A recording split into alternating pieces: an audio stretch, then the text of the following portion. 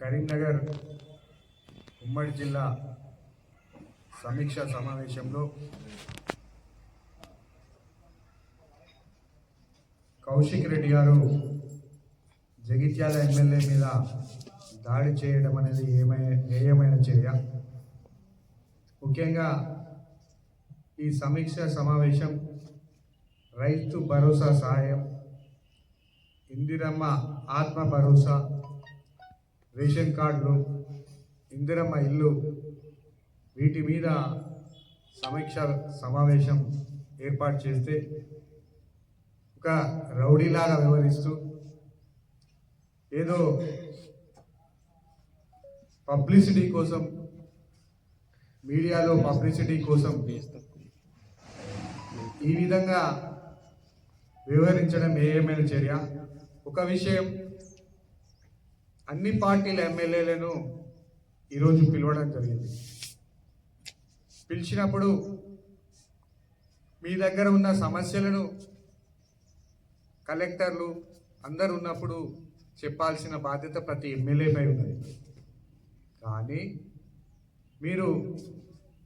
మీది ఏ పార్టీ, మీరు ఎమ్మెల్యేగా మైక్ ఇయ్యద్దని చెప్పడానికి నీకు అర్హత ఎక్కడ ఉన్నదని నేను అడుగుతున్నా కౌశిక్ రెడ్డి. నువ్వు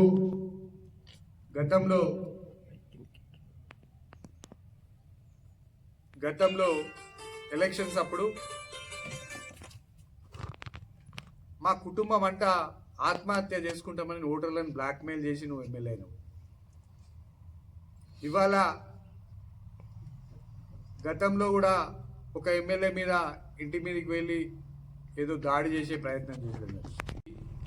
ఒక సంవత్సరం అయింది, అయినప్పటికీ నీ వ్యవహార శైలి బాగలేదు. ఇంకొక విషయం చెప్తున్నా, నువ్వు ఇదే టీఆర్ఎస్ ఉద్యమంలో వైసీపీలో ఉండి టీఆర్ఎస్ నాయకుల మీద రాళ్ళేసి మళ్ళీ వాళ్ళ పార్టీలనే చేరినావు. హుజూరాబాద్ బై ఎలక్షన్స్లో నువ్వు 2018లో కాంగ్రెస్ పార్టీ నుంచి పోటీ చేసి నువ్వు ఓడిపోయి ఏదైతే ఈటల రాజేందర్ గారు రాజీనామా చేస్తే ఆ బై ఎలక్షన్స్లో టీఆర్ఎస్కి అమ్ముడు పోయినవి నువ్వా మాట్లాడేది? ఇప్పటికైనా కౌశిక్ రెడ్డి తీరు మార్చుకో. మేము ఒకటే విజ్ఞప్తి చేస్తున్నాం అసెంబ్లీ స్పీకర్ గారికి. ఎందుకంటే ఆయన ఒక రౌడీగా వ్యవహరిస్తుండ్రు.